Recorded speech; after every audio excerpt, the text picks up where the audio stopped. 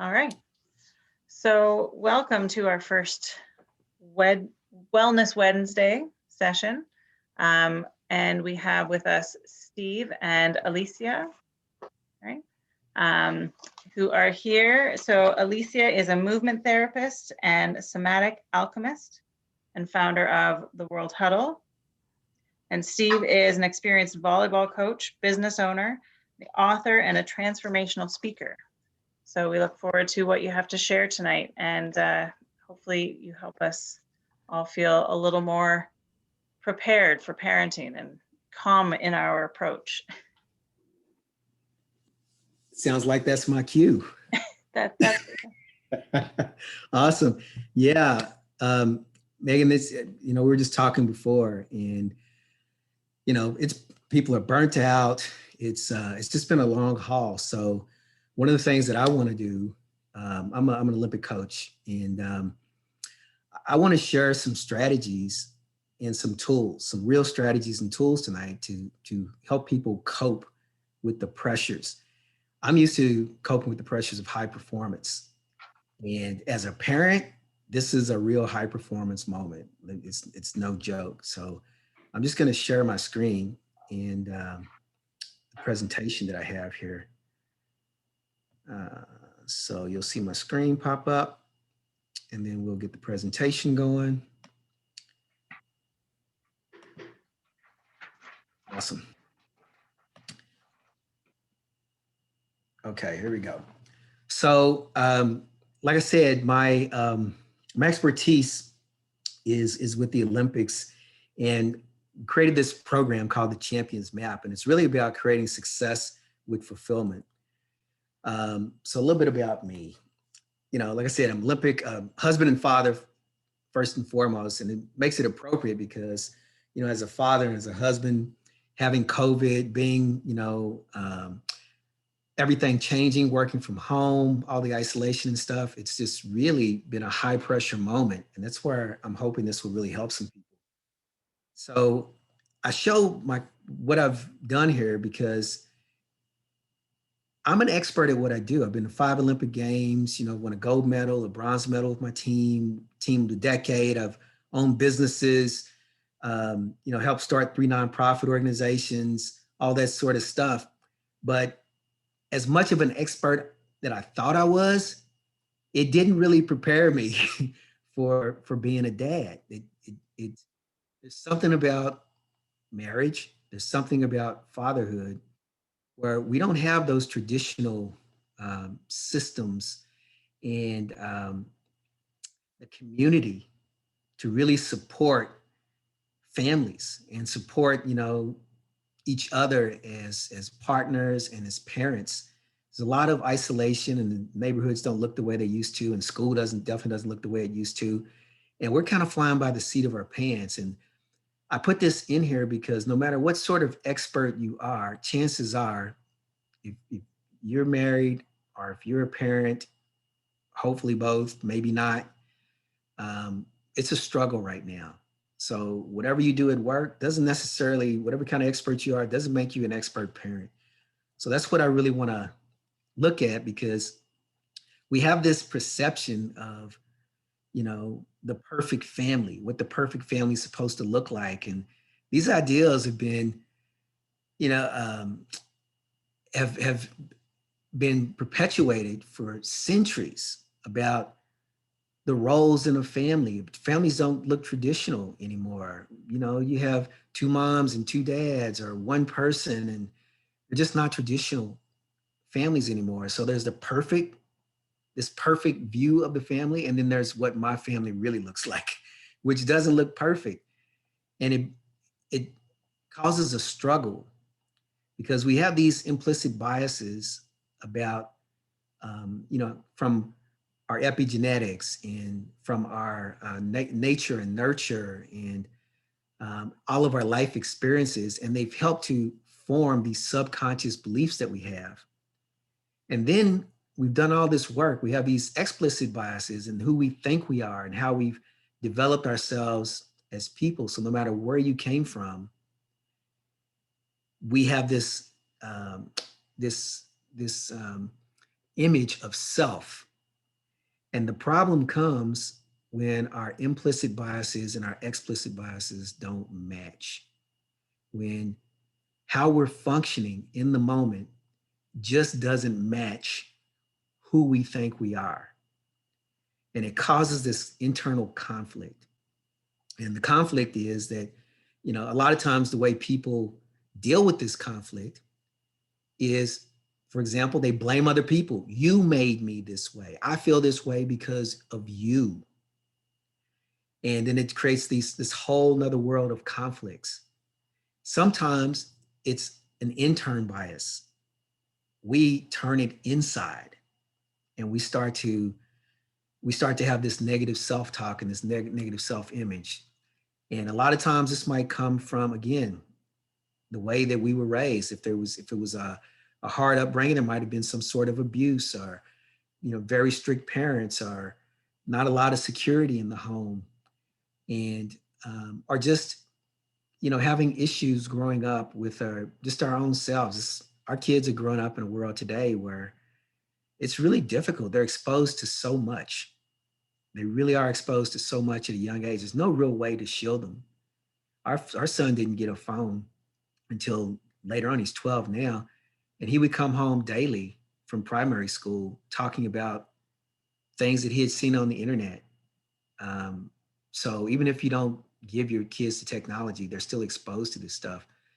And a lot of it doesn't give good messages. It's a lot of it's about this image, this false image, this perfect image of who you're supposed to be in the world. It's just lies. And what it ends up doing is creating this sort of hate against self. And we turn these biases that we have, we start to turn them on ourselves. So I'm just going to come out of this for a second. This is where we want to do a break room. And I'm just going to stop sharing my screen here because I really do want to see people on the screen. And I think I need to share my screen a little differently. So I'm going to do that so that we can actually see some people here. There should be some cameras that go along with this, and I did not see them. Okay. Awesome. So we're just going to do this a little differently. I'm not going to actually put it in the formal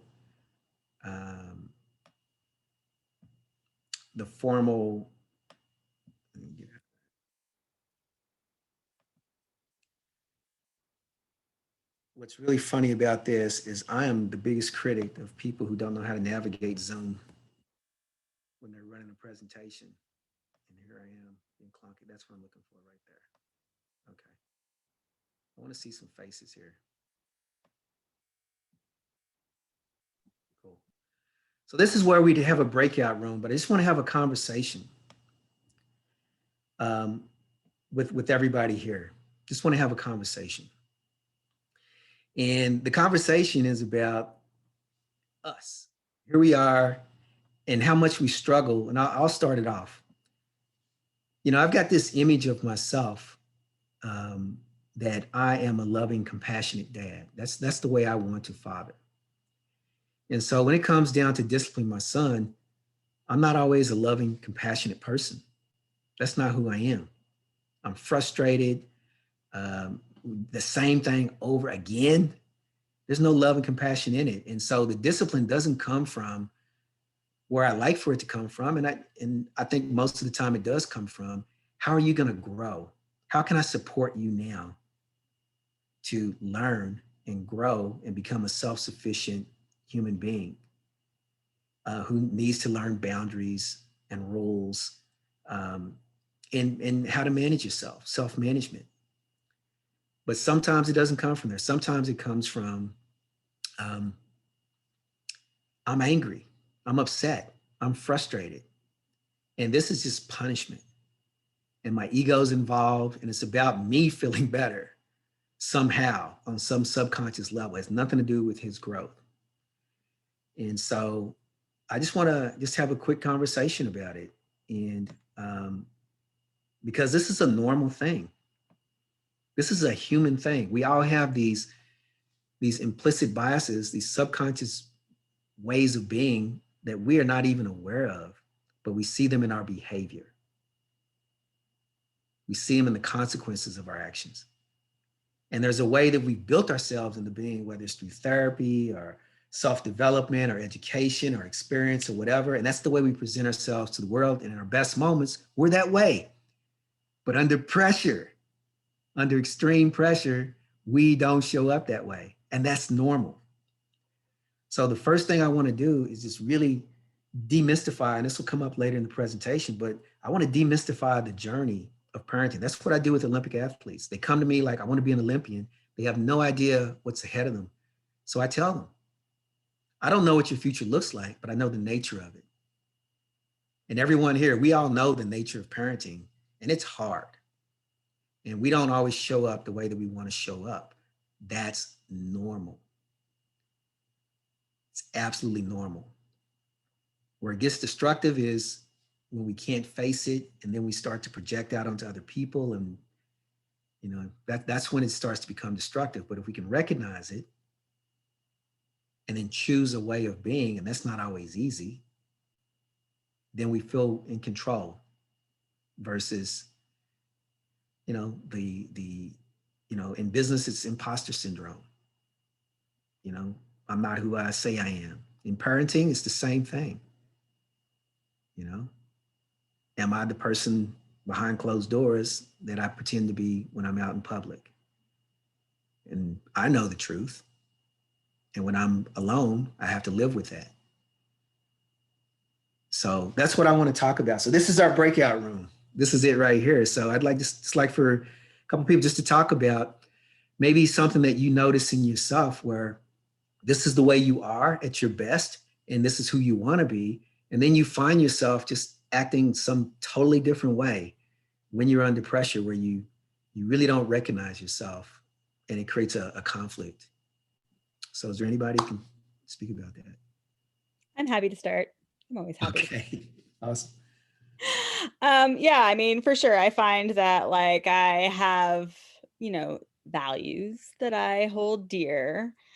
And then my 6-year-old hits her brother again out of nowhere. And then I respond the exact wrong way because then I'm not modeling the behavior I want to see, and blah, blah, blah.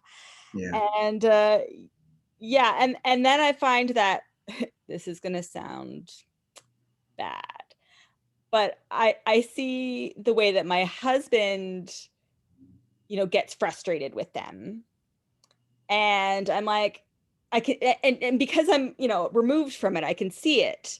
I can see what he's doing when he's frustrated. And I'm just like, that's not helpful. Why are you doing that? That sounds like you're just punishing them because you're taking away that iPad because that's the easiest thing for you to do, not because that's actually addressing the issue right now. So like, then I get to feel self-righteous because then I can come in and be calm and parent, and it's great.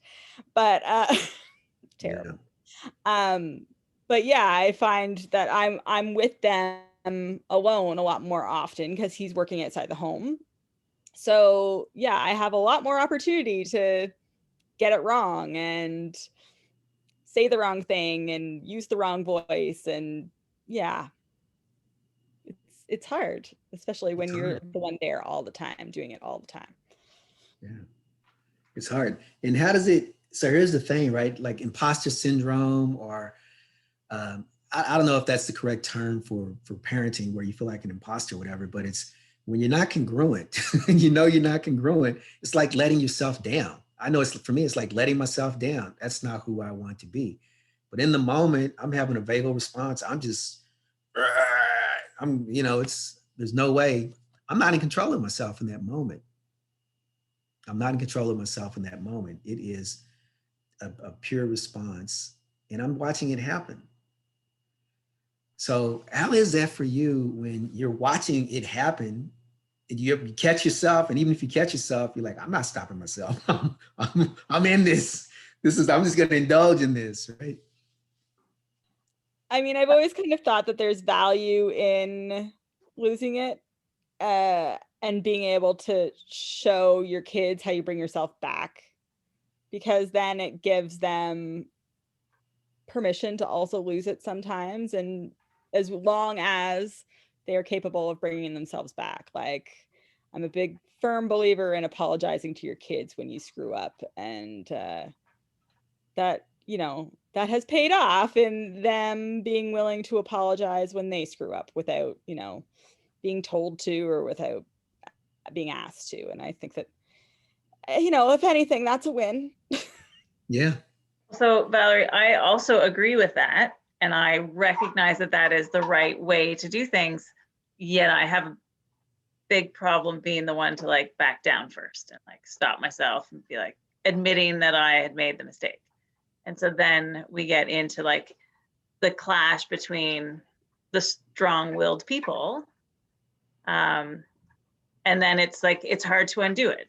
And then, you know, it's one of those like where you, like what you were saying, Steve, like you're in the middle of it and it's like an out of body experience. Where you're like, oh, this is so not what I wanted to do. This is not going to get me where I want to go, but I'm in it. And then it's just kind of done. Yeah.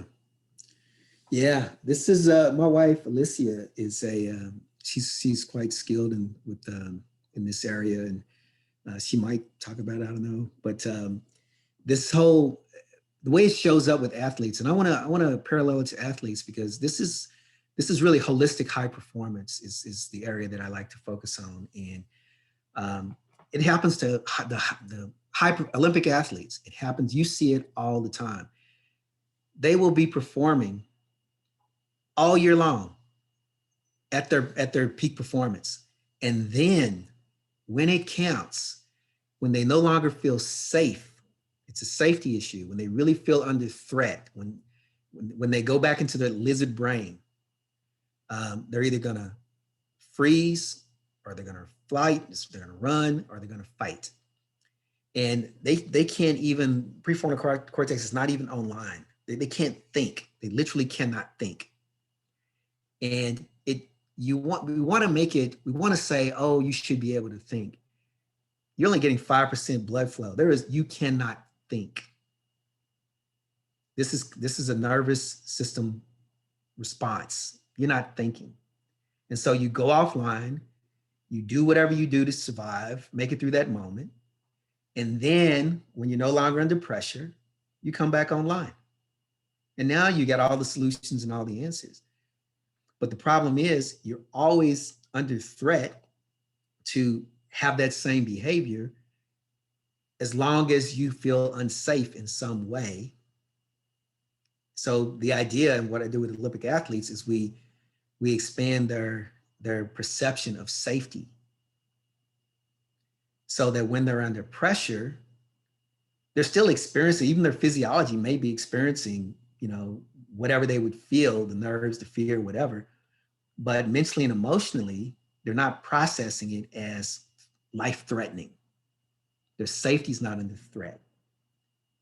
They're just, you know, so they can stay online and they can function, and they can be technicians in that moment until everything's fully online, they're back in flow, and now they're back into unconscious competent. So that's what I want to do, is I want to go through some tools to just show you some of the things we do. So I'm going to bring this back up, and I'm going to go back into the presentation mode just for a bit, which will take us off. And when we get to another break, I'll come back into the screen where we can all be seen, because I want to see the faces. So Thrive Alive is a program that I created, and it's living with success and fulfillment. And this part of it is really about holistic high performance. And there's 5 keys to holistic high performance. And it's holistic high performance because you can get high performance that's not sustainable. And you see this in your career. You can get high performance in your career and sacrifice your health, or sacrifice your relationships, or sacrifice your integrity, your values, people sacrifice things all the time because we're told in order to get high performance, you have to sacrifice. It's not true. You have to invest in something, but it has to be sustainable. And so if you're not looking after all the areas of yourself in your life, you might get achievement, but it won't ultimately be success, and it's not sustainable. At some point, something's going to break down. So I use these 5 areas: ownership, clarity, alignment and life harmony, life in action, and legacy. And we're going to look at ownership. And so the first thing I do with ownership is we need a reality check. We got to find out what's the real deal, not my imagination, not my emotions.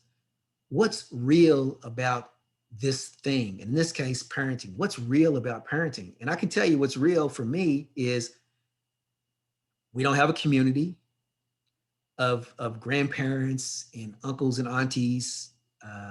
We moved here from Australia, grew up in Kentucky, and we moved here from Australia. So we don't have that community. My wife is from New Zealand. We don't have a community. We don't have the mentoring that we used to have. We don't have communities of men together working with boys, where boys have rites of passages and boys get to see men in functional relationships. We don't have that. We don't get to see, communities where men and women and children work together and, grow our own food. We don't have that. So it's really about getting that reality check and demystifying the journey. So I want to look at 2 things here. And the first one is perfection versus perfect. And with elite athletes, I deal with this all the time because a lot of elite athletes are perfectionists. And my sport is beach volleyball. It's very close to an individual sport, but it's a team sport. But the people function like individual athletes, and a lot of them are perfectionists. Here's the problem with perfection. Perfection is without flaw. And I don't know anything, including diamonds, that are natural, that are without flaw. But when we talk about excellence or performance or even just living, we have this myth about how we're supposed to be perfect. And so we aspire to being without flaw. The 2 words are not the same. Perfect is whole and complete. And part of being perfect is making mistakes, learning from those mistakes, growing, building myself and my skills so that when I really need performance and it really counts, I show up and I can get the performance that I need in a whole and complete way and get the outcome, which is whole and complete and perfect. So perfection and perfect are completely different things.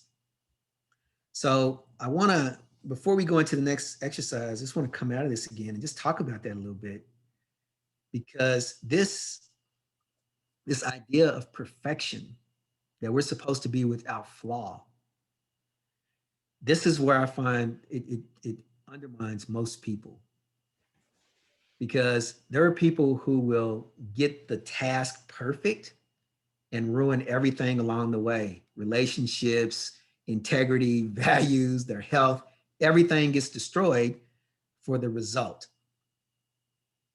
And achievement and success are not the same thing. So achievement, you can achieve something and not feel successful, not be fulfilled. But I've never heard anyone that I've spoken with thousands of people about that. I've never heard anyone say that they felt successful without fulfillment. And success does have achievement in it, but achievement doesn't necessarily have success and fulfillment. And that's where a lot of high achievers have this imposter syndrome. They think they're always going to be found out, and they're never really feeling successful. And every time they achieve something, because they still have this empty feeling, they don't see it as success. So they chase something else. They chase something else.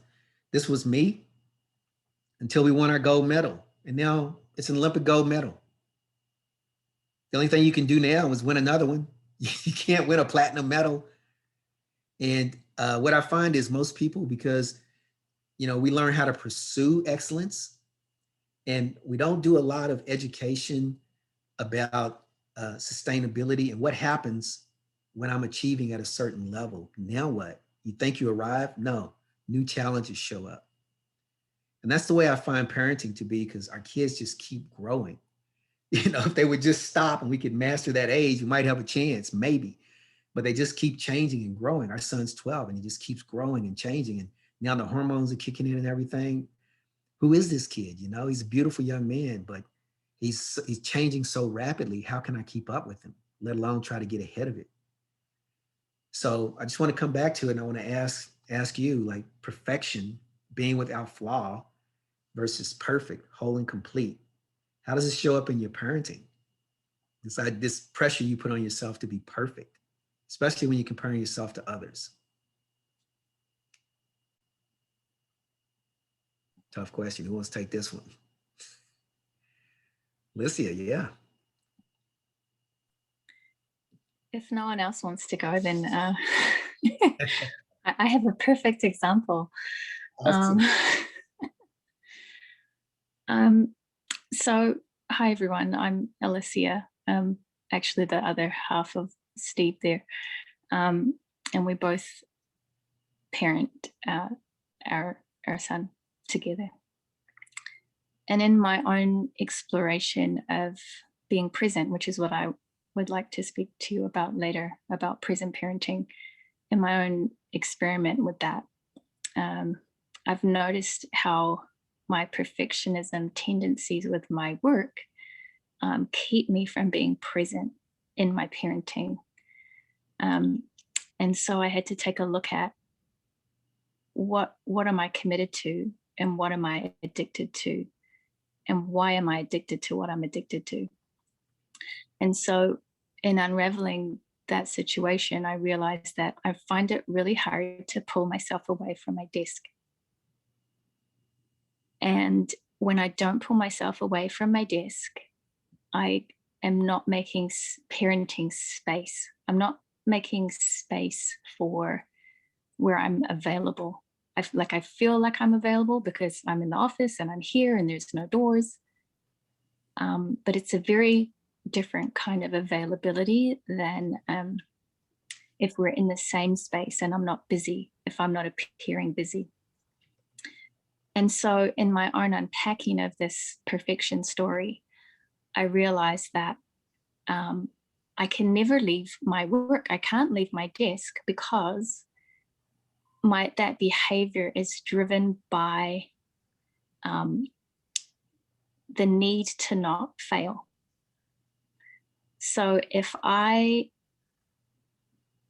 stop being a perfectionist, then I'll have to commit to the action which I'm trying to perfect. So if I stay in planning mode in an organization, then I'll never have to commit to delivering whatever the thing is I'm planning. So without unpacking that and dealing with that, then I can have in my schedule every day of the week in my planner that I'm going to stop my work at a certain time and be available for my son. So I hope that sort of illustrates in a clear way, I guess, my own, I don't want to say inadequacies, it's just like how I'm wired, right? And it's served me really well in a lot of areas. It's helped me succeed in a lot of ways, but it's also hindering my work, right? What I want to offer. And it's getting in the way of my parenting. So the win that I had was I noticed this voice in my head just saying, stop work. And instead of justifying why I needed to keep working, I just said, stop work.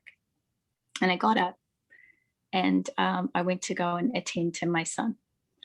And just in that spaciousness, an amazing conversation developed that would not have had the opportunity to grow had I not been there. So I'm just very present to the opportunity and the possibility for connection that's provided by me noticing my own habits. no matter what those habits are. In my case, you know, it's this drive for perfection. And in noticing that, I can manage it and realize the commitment that I made, right? It's like, where am I betraying myself in this moment? And where am I betraying my son and my parenting and the parenting I want to show up with? And I mean that in a kind way. I don't mean that in a berating way, like I'm a bad parent or I did a bad thing. It's just a noticing, which I'll get into later. So thanks for listening. Cool. Thank you. Angela looks like she has something to say. Yeah. Hi, Angela. You just on mute. There you go. Oh, thank you. Hi, everyone. And thank you, Alicia. There was so much in that I could relate to. And I didn't actually realize that. I mean, I recognize that I have these very perfectionist tendencies in work as well.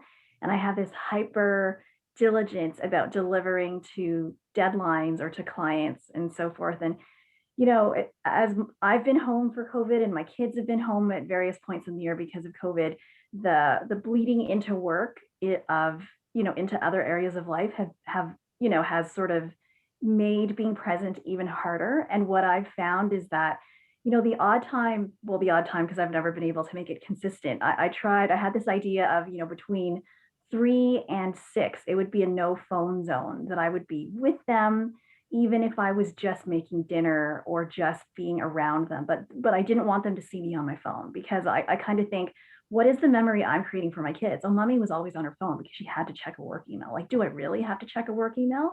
But that, I fall off the wagon. Like, I'm not able to make it a habit.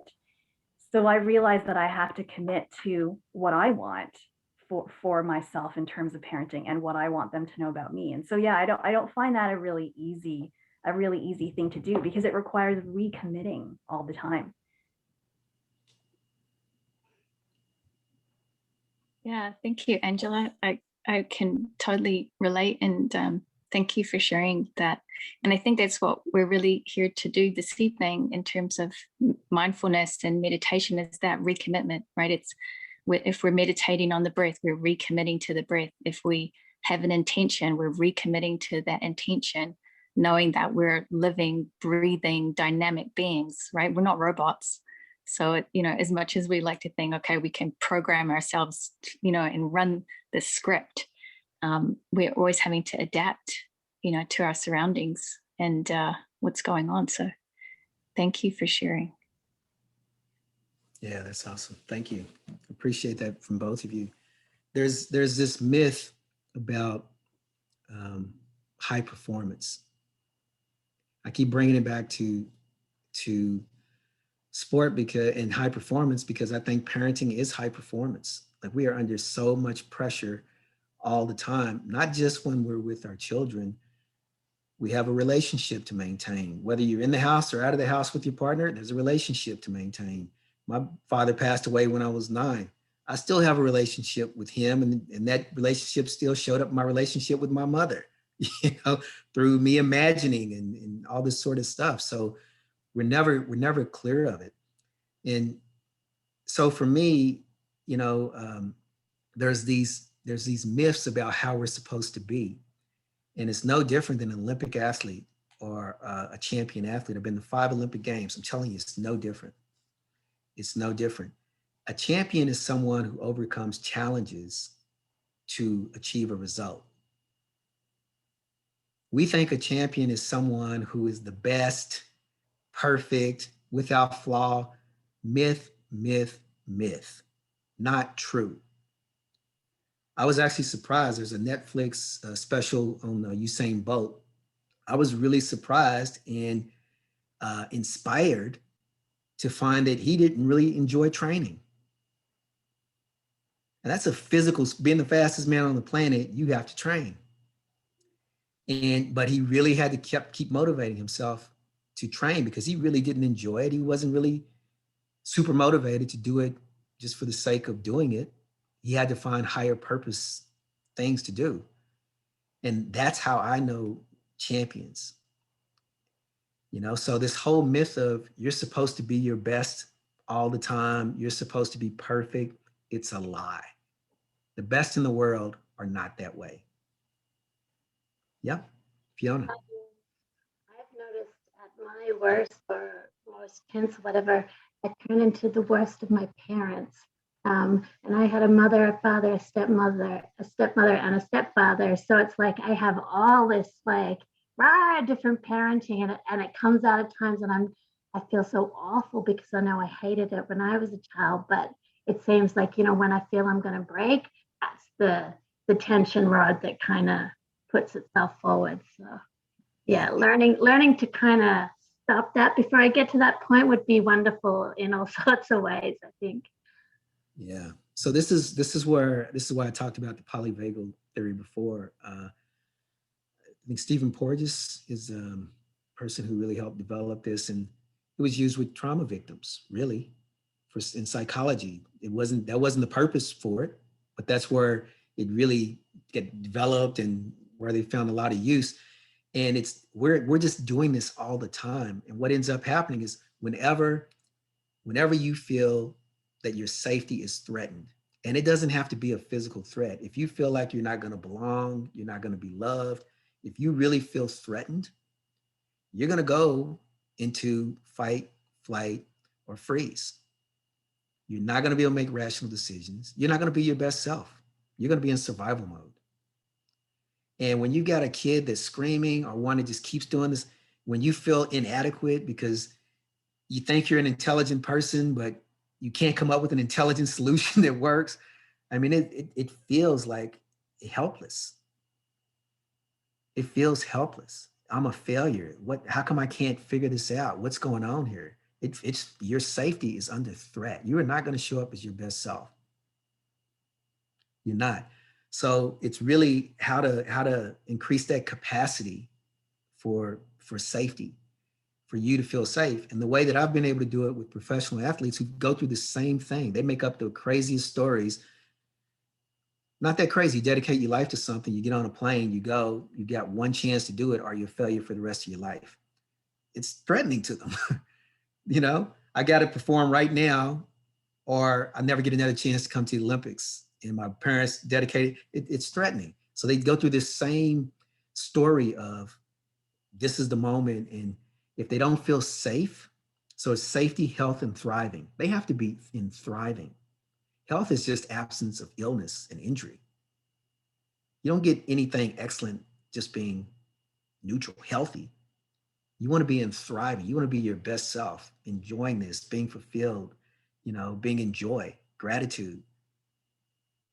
And so it starts with safety. It's dealing with the things that make you feel unsafe. And what I find is we just have a lot of false stories that we believe.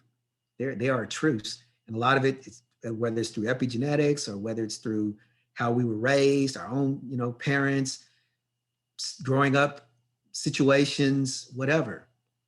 We make up in the subconscious, we make up this way of protecting ourselves. Being a perfectionist, you achieve a lot. It really serves you to be a perfectionist, especially if you're dealing with, you know, high performance. You got to cross all the T's and dot the I's and, you know, demand of yourself and other people in a really unhealthy way. That's really helpful. It just doesn't help your physical health or your relationships or maybe even your own self-esteem, because you can never live up to your own image. It's not healthy, and it's not high performance. It's not sustainable. And if it's high performance, it has to be sustainable. And parenting has to be sustainable. It's not something that you can do for 5 years and you're done, you know? Whatever method you're using, it has to be sustainable, and it has to feed you so that you can be your best self. If you can't be your best self, you can't give your best. So it's just not high performance. So getting rid of these myths and lies. Now, here's the problem. It serves you to be the way you are, either now or sometime in the past. So you can't just get rid of it. It serves you. It's protected you, kept you alive, mentally, emotionally, physically. So you're not just going to let it go. And I deal with this with high performers. They come to me, they're ready for the Olympics. And whatever it is they brought to get to this moment, it's gotten them to the Olympic level, but it's not going to take them further. And they know it, but how can they let go of something that brought them so far? They can't. So what may be helping you at work may be killing you and your family. Or what's helping your family is killing you at work. And that drives you, whatever it is. So we gotta examine some of these stories, some of these beliefs and values that we have. And we have to choose in a more powerful way, because we have to replace it with something that's gonna be more beneficial. You're not gonna accept less than, you're not gonna accept less safety. Even if it gives you more value in the other areas of your life, but it's less safe, you're gonna do that for real?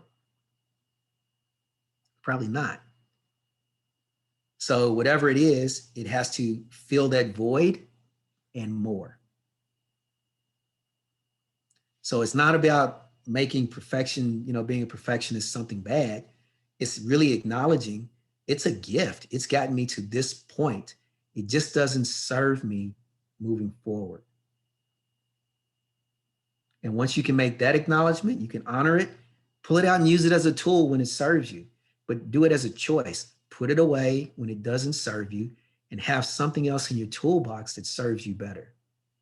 So just want to check timer because I don't want to tap in too much. I think I'm going over here and I've got an exercise to do. So I'm going to beg for 5 minutes here. If everybody, listen, are you okay with 5 minutes here, or is that really tapping to your time here? Like for real. You've been an overachiever here, and yeah, save some space. Yeah, I'm not trying to be an overachiever. I just I want to give this as a gift. It's a gift to me, and I just want to make sure that I leave it with you. I don't want to take it with me, take it back. So I'm just going to go through this quickly. It's a clarity and contrast. Maybe while Steve's just looking for what he needs here, we could just take a moment just to check in with ourselves and just maybe take a deep breath. There's been a lot of digesting and reflecting, so just check in with your own needs, and I think Steve will be ready shortly. Yeah, I'm ready. Awesome. Need paper for this? Something to write is called contrast and clarity. This is a tool. It's an actual tool. You can use this for anything that you want clarity for. And we often know what we don't want more than what we do want. So just wanted to give you that space and time to find something to write with. If you can't find something to write with, type it into your phone or whatever. I'm just going to give you 5 minutes here. We're going to do the contrast. And the contrast is what I know I don't want.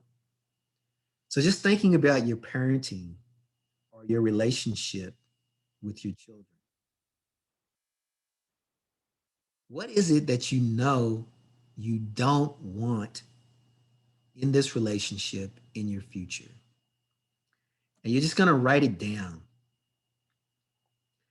And I've done this for work. So these are things that I know I don't want moving forward in my future. So we're just going to take a couple of minutes, just jot down a few things. You can take this exercise with you, but I'm going to put it on the timer. Take the next 2 minutes and just write what it is you know you don't want moving into the future.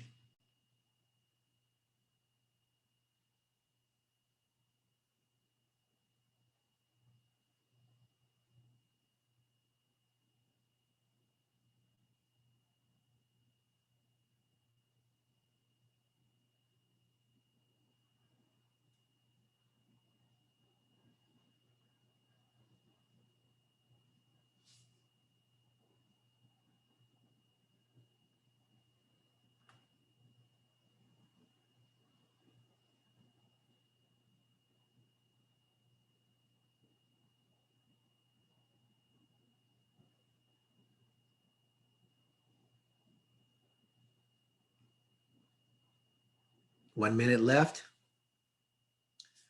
Relationships with your children. What is it that you don't want?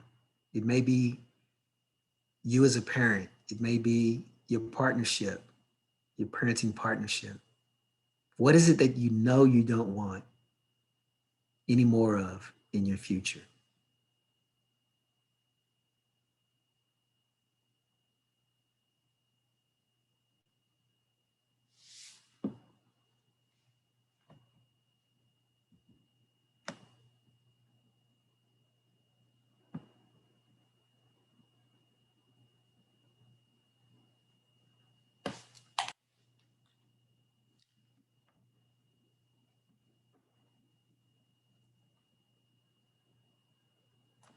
Okay, 10 seconds. So just take a moment. If you want to write these down, we're not going to go into them now. What would your life look like if you just kept behaving with this contrast? This is contrast. And we're going to do the clarity.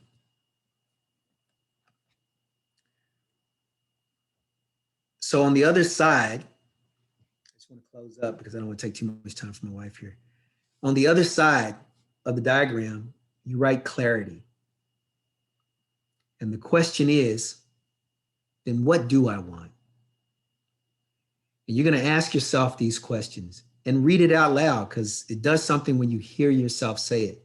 And you're going to go through and you're going to read your contrast. What I know I don't want is. What I know I don't want is, I don't want to act out of ego with my son. Then what do I want? The clarity. I want to act from love and compassion. And then you take the contrast and you scratch it out. And you're just going to do that. You're going to create the contrast, things that you don't want, you no longer want. And then you're going to ask yourself the question, then what do I want? And it's not always the opposite. It will require some thinking and some commitment. And it'll emerge. And when it does, you write it down and then you scratch out the contrast. And one thing that gives you clarity may eliminate 2 or 3 things on your contrast list. And you do it until all of your contrast is gone. Cool. So that's it for me. I'm going to stop sharing here. Thank you very much for that. And Alicia, thank you very much for letting me take some of your time there. Appreciate that. I'm going to have to jump off here pretty soon. I want to stay on for as much as I can, list of your presentation so I can get that in for myself. But I just want to thank everyone. Thanks for having me here. And yeah, this is awesome. I hope a lot of people get to benefit from this. And what Alicia has coming up next is really experiential. And yeah, I'm excited to see it and hear it myself because we're just discussing a little bit, but I haven't seen it myself. So thank you. Thanks, Yeah. Steve. Valerie and Megan, thank you. Steve, I just have a question. How would you, if people have questions, how would you like those to be addressed? Would you like to take some time now or to have people contact you when our contact information is shared to answer questions in that way? Yeah, I think, I mean, this is a good thing to be able to do this, but the real value in it is what happens after, right? So I'm totally open for questions and to stay engaged in this. And I love this idea of Wellness Wednesdays. And that's why I asked how many there were. And yeah, so I think taking questions after, if people have questions, or maybe even as they watch the recording, if you have questions, then I'm more than happy to field some questions and, you know, whatever we can do. And we're all going through this, so we need to do it as a community. Thanks, Steve. I'm just going to make one request that maybe you turn your volume down so that there's not an echo. Thank you. Thanks, Steve. Hi again, everyone. So I'm Alicia. This part of this evening's presentation, I guess, or experience is really about the how-to. Like now that we've had a chance, you know, maybe this isn't the first time, right? Like we've had a chance to sit down and reflect on our current state and our current shape of parenting and what we want, how do we access that? So I do plan that we have some time to really do some mindfulness, but mindfulness in the body. So not just mindfulness from our head space, but exploring mindfulness in many different ways. So it's interesting, Steve and I prepared our presentation separately, but there's a lot of overlap. So you might see me reading or skimming over some things that I had planned to say. So, I'm just going with the flow. So I'm here as a parent, as you've heard me say before. I'm here as an imperfect parent, an imperfect person. I'm not here as an expert having reached the mountaintop of mindfulness, talking down the mountain and, giving instructions on how to climb the mountain. I'm right here with you. I'm failing up, and sometimes I'm failing down and sideways. Sometimes I'll step in the gravel or move underneath my foot and I've fallen off. I've fallen off hard, right? So I just want to preface that. I fail every day, every single day. I'm someone that's learning how to drive and how to steer my attention towards my intention from moment to moment. And so we've probably all heard this axiom before, if that's the right word. We can't heal what we can't feel. So I just want you to take a breath, if you choose to do so, just a mindful breath. And just with your eyes open or with your eyes closed, just kind of tune into how does that feel, how does that statement feel in your body? When I say we can't heal what we can't feel. And maybe, you don't have to vocalize it if you don't want to, you could just say it to yourself. Maybe you type it in the chat, just kind of see what expression might feel right for you. Maybe it's just you're just telling yourself in your head, just making a note, a name of what was that you just felt when I said that. And just notice, right? Maybe you notice a calm or a sense of peace with the breath. Maybe you notice a sense of relief or reprieve. Or maybe you notice the judgment. Or maybe you notice the judgment of me, like, what do I need to heal? Like, I'm not broken. Who are you? Like, what are you talking about? Like, it could be anything. It could be, even past traumas or traumas that aren't even your own, that are passed down epigenetically. So you might not even know why, right? So just know that as we proceed, some things might come up. And I'm asking your permission to go on this journey together for the remainder of the time that we have together. And I really just want to invite you to do whatever feels good in your own body.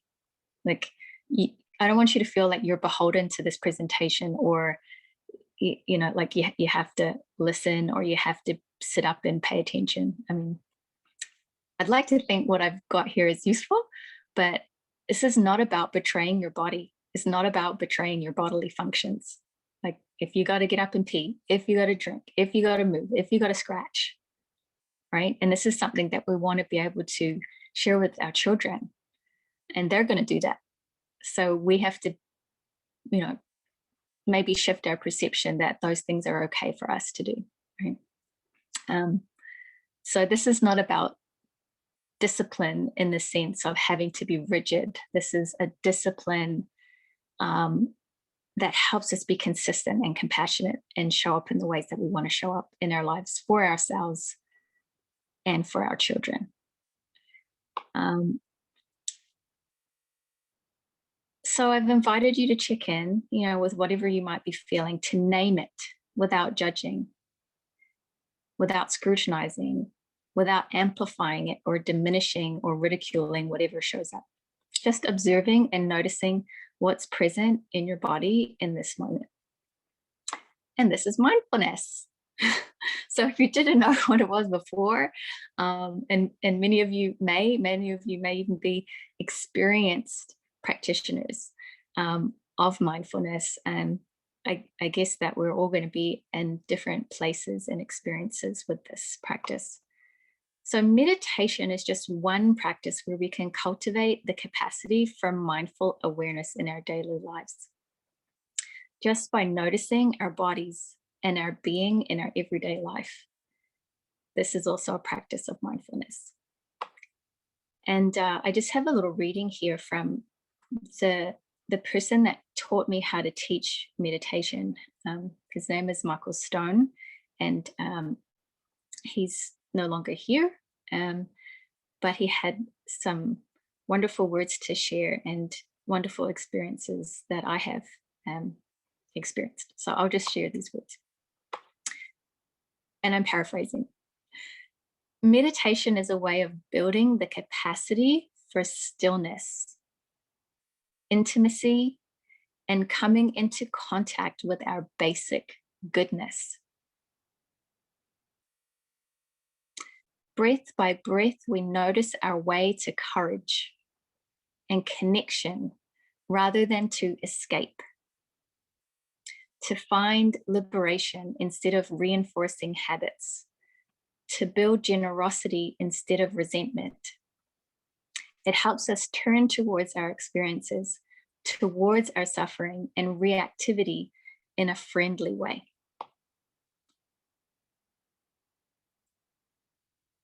I thought so. Thanks, James. Yeah, I thought that was really beautiful. It's in my manual, in my handbook, and there's so much more. And I'll actually be sharing a meditation that was prepared by him shortly. So I just wanted to give some context, and Steve's done that beautifully, so I won't take too much longer on that. But the mindfulness is a practice to calibrate our being, our energy, and ourselves to make a shift.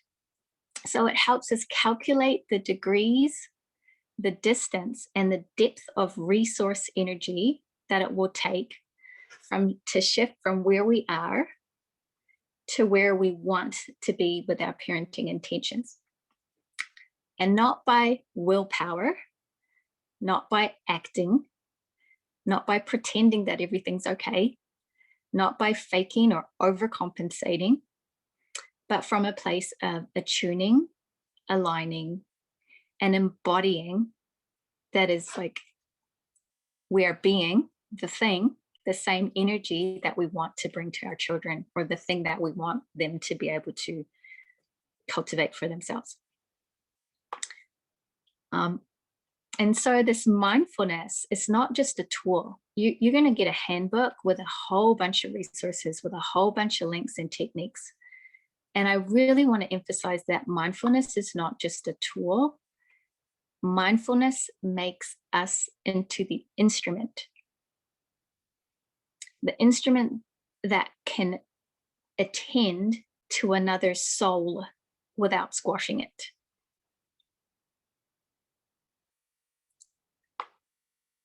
An instrument of listening, and not just listening to, but listening for. What are we listening for when we're listening to our children? Are we listening for a complaint? Are we listening for slapping a solution on? Are we listening for a space to talk? Are we listening for their greatness? Like, what are we listening for? And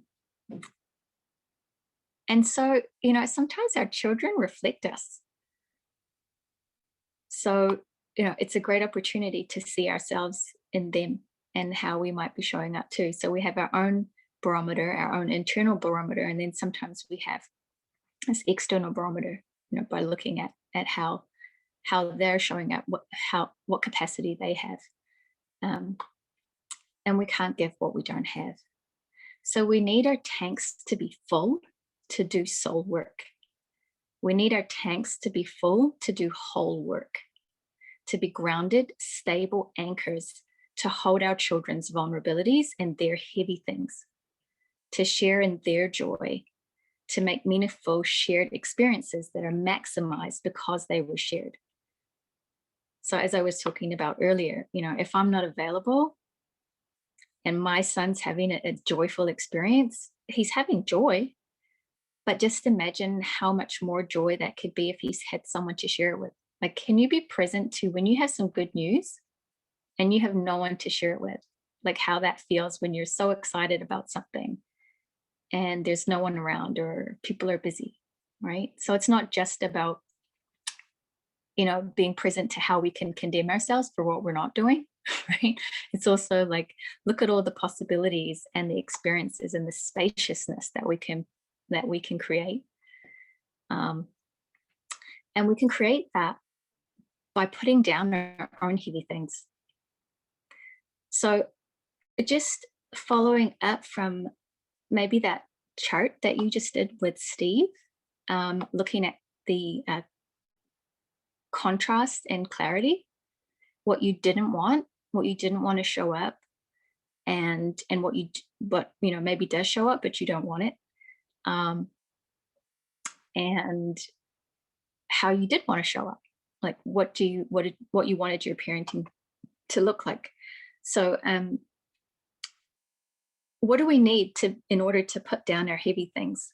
Like when we remove resistance, we have access to being. So we can write down on paper all these ways we want to be, but we have no access to being them if we're still hanging on to resistance, if we're not willing to let go of the things that, or we don't know how to let go of the things that are automated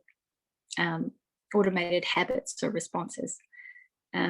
When resistance remains, we can only operate from this autopilot, from these automatic attitudes and ways of being. And when we try to avoid resistance, like we don't want to be that thing and we push it away because it's ugly and it feels terrible, then it amplifies that resistance. And we still, you know, it's hard to access that being that we really, truly desire. So the question that you've answered, and I'll just ask it a different way, was how do you want to show up as a parent? What qualities do you want to consistently bring to your relationship as a parent with your children? So I'm just asking it again so that you have the space to reflect on what you already wrote, or if you didn't get a chance to write earlier, that you can maybe name something now. And then maybe just in another section or on the other side of that paper, I want you to consider, what are the resistances? Like, what are the blockages? What are the heavy things that are getting in the way of showing up how you would want to show up for your children? And when I ask this question, I'm asking about not things that are outside of your control, not COVID, not the government, not your spouse, like nothing that's outside of you. Like, what are the things that you're in charge of? What are those resistances? I think I named mine earlier. It's like my addiction to work. And it's not even productive, really. Like, I feel a sense of accomplishment, but it's false. You need calm. Thank you for sharing. Thanks for sharing in the chat. Let me just check the chat quickly. Can I do that? Where's the chat? Oh, here it is. Yeah, calm, maturity at times of frustration, patience, calm. So just thank you for sharing. Just touching back on the nervous system before we just get into a practice, because I don't want to create a sense of anxiety that we're here till 8:30 and we have to squeeze this meditation in before you have to log off. So I don't want to create that. So don't worry, I'm holding the time, I'm holding the space. If you're able to be here till the end, you will get a chance to have an experience. So just to wrap up, I guess, the more formal piece, calm, patience, maturity, those three things were mentioned.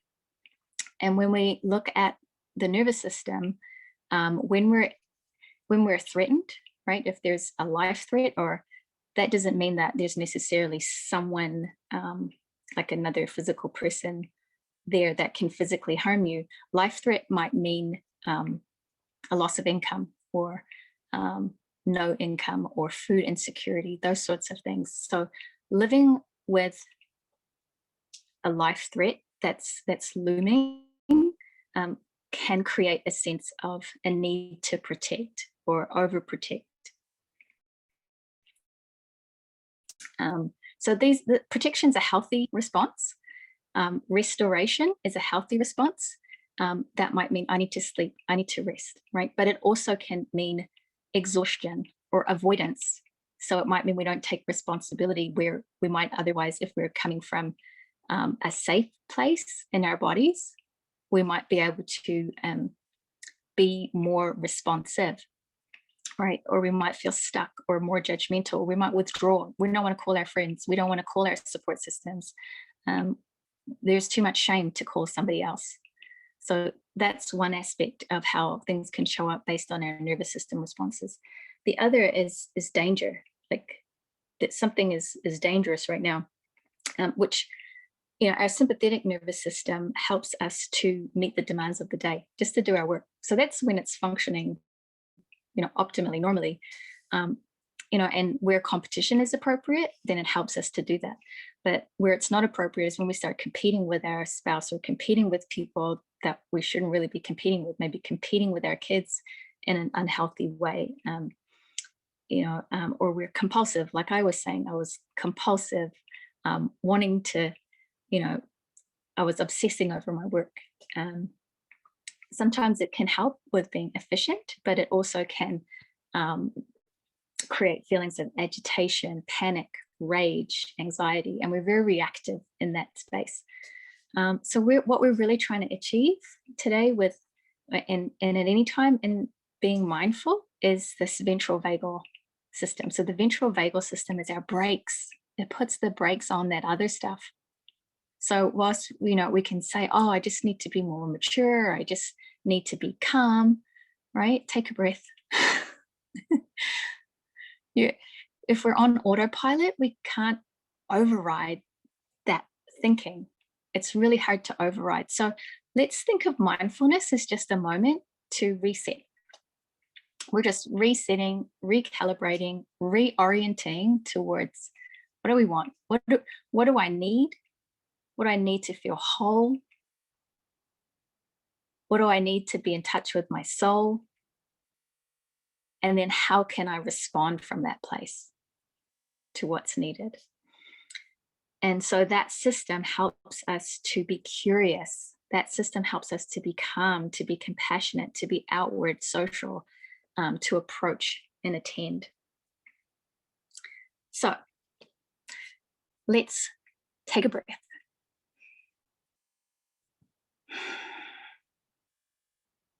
And just notice the quality of the breath without judgment. Like, does it flow?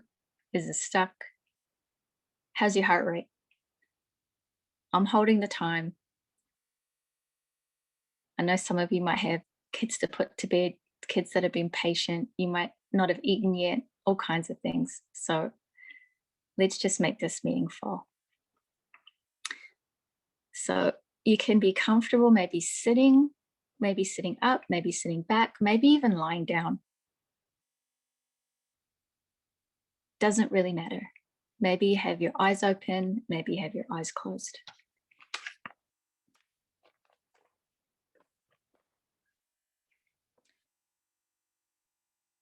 So take an alert and comfortable posture.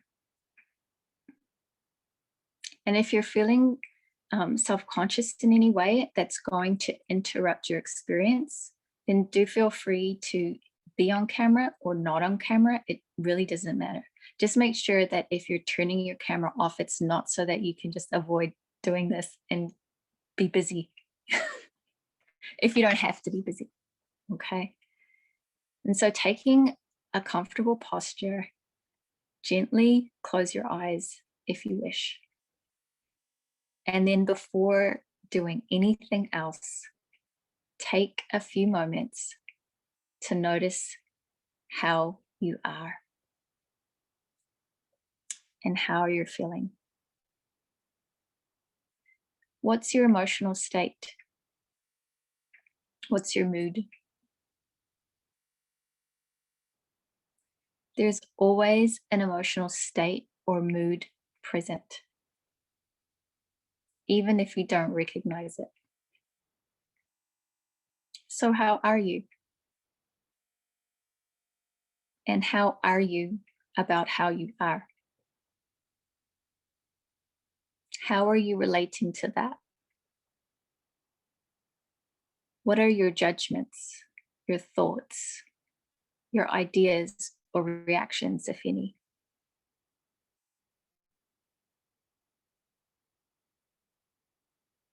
Then, if you do recognize how you're feeling, reflect a little bit about how you're feeling, your emotional state. And this might influence how you relate, interpret, or react to this period of meditation.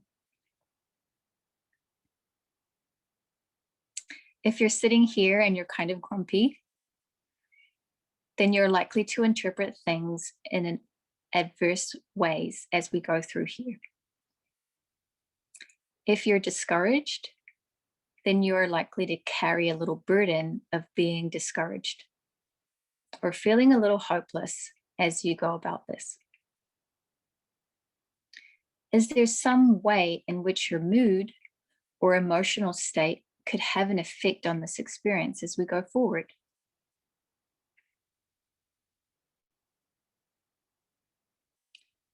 Feel the breath as a fine lining throughout your body. There's nowhere that is not touched by breathing.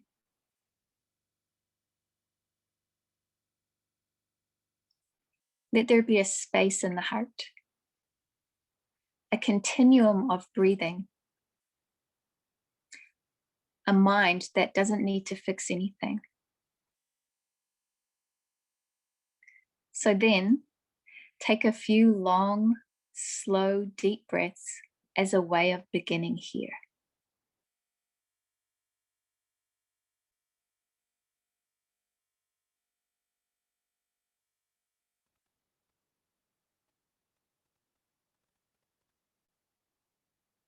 And if your mind wanders off to some other topic, that's okay. Just call it back in and come back to your breathing. Come back to that. There's nothing to fix here.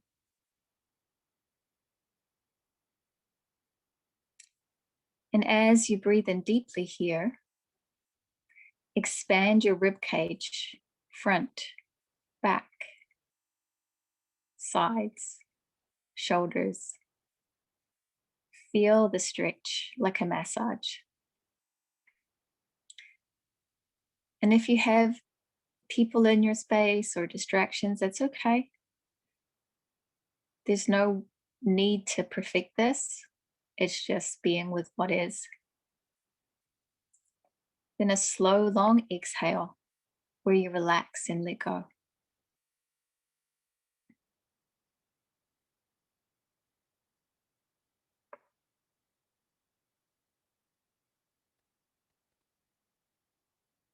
Taking a deep breath in and relax as you exhale. And let gravity do the work of holding you. Notice those areas that your body is contacting, your furniture, the earth, and just let gravity do the work.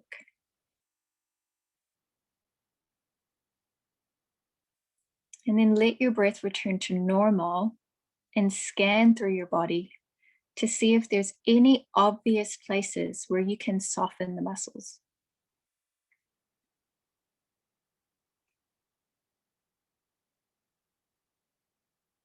It might be possible to soften the muscles of the forehead, around the eyes and the jaws, the cheeks, especially as you exhale. Send a softening wave through your head, also through your shoulders and through your shoulder blades. Perhaps you can soften the muscles of your chest, your rib cage area,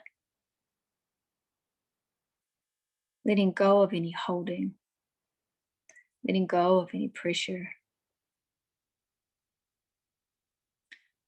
Also, it can be helpful when you meditate to let your belly be soft.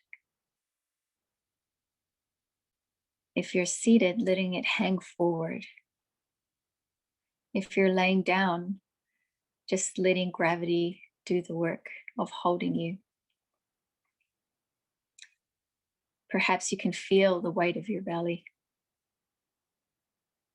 Let gravity gently let it settle.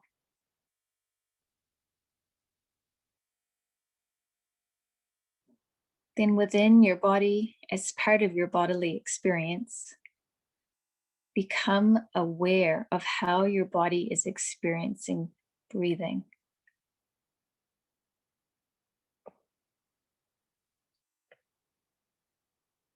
Imagine your eyes are floating in the sky.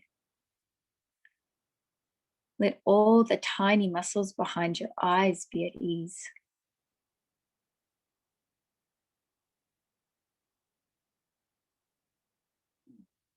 If any areas of your body feel knitted together by tension, let the body come back into ease. Look again and feel the breath. And if your thoughts are building invisible cities, come back again to this body right here and now.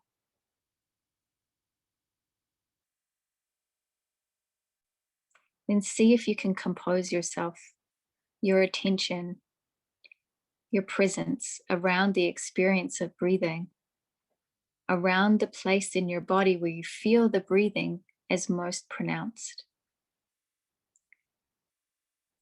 Settle around that area. Compose yourself around it, and then begin to hang in there. Hang out there with the rhythm of breathing in, breathing out, the expansion and the contraction. And if your mind wanders away in thought, relax. Relax the thinking mind and begin again with your breathing. Let go of what you're thinking about. And if you can stay with your breathing and thoughts that are in the background, let them stay there in the background quietly. You don't have to take care of them or attend to them. Pick them up if they're in the foreground, and you can stay with your breath, breathing in and breathing out. If you're caught in the nostalgia or planning, just yoke your attention back to a tender inhale. Hands are tender. Heart is tender. Bones are still.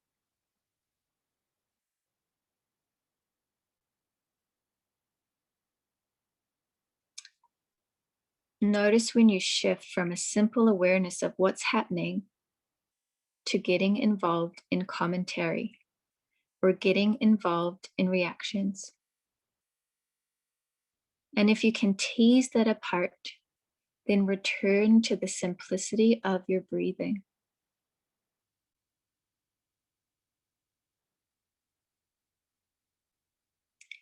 If you find yourself reacting to what's going on, it might be helpful to very calmly and softly in the mind name the reaction. Name it reaction. reaction, reacting, or some other name. Maybe it helps to kind of free yourself a little bit from being caught in it. And then after a few moments of recognition, come back again to your breathing. Trust that for now, it's enough to just be aware of breathing.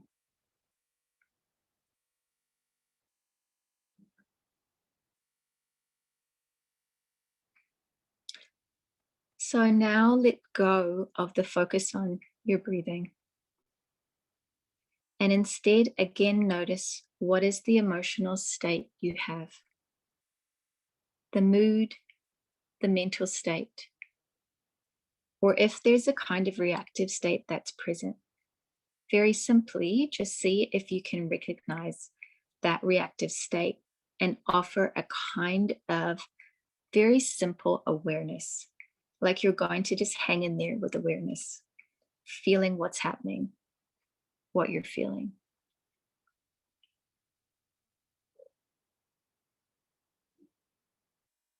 And then see if you can find out where in your body that emotional state or mood is most manifested, most expressed.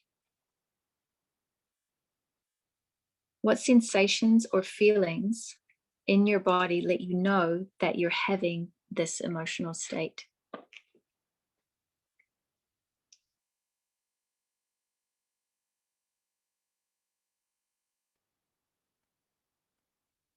It could be you're calm or agitated. It could be that you're impatient or content. Could be you're peaceful, agitated, happy or sad, irritated, delighted, confused, eager. See if you can notice how the emotional state is expressed through your body, through sensations in your body. If your mood or emotional state changes or goes away, notice what replaces it.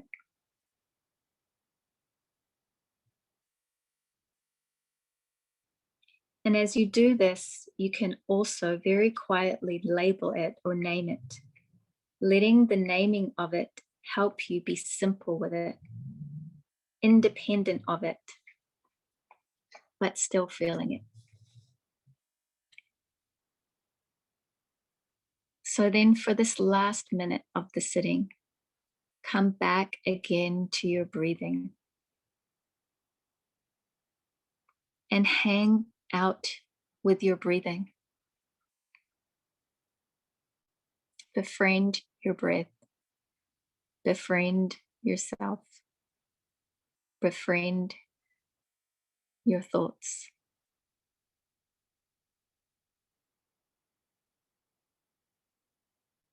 As if it's the most important place to be in your breathing.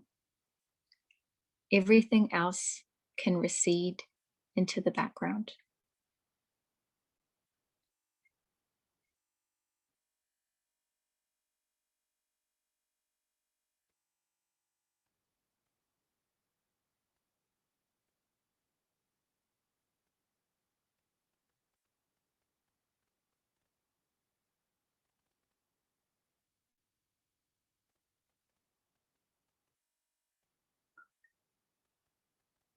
And just noticing your focused breathing for maybe the last few collective breaths here.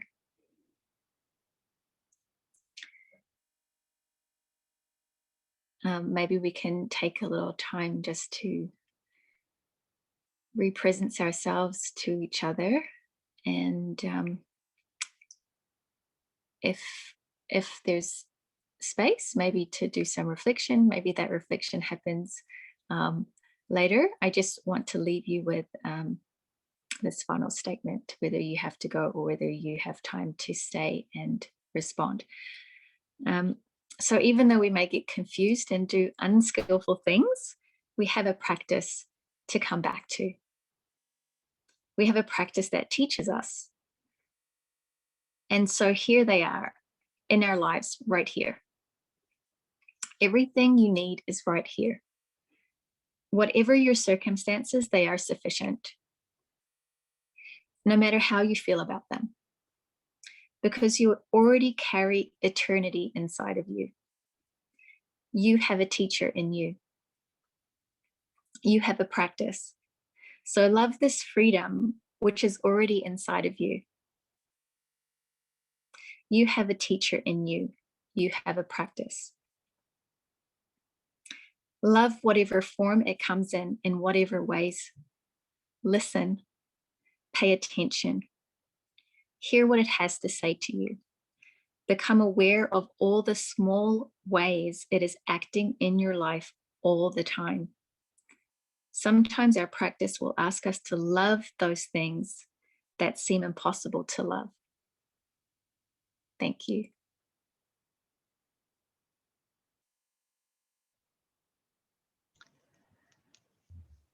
So I want to say thank you so much.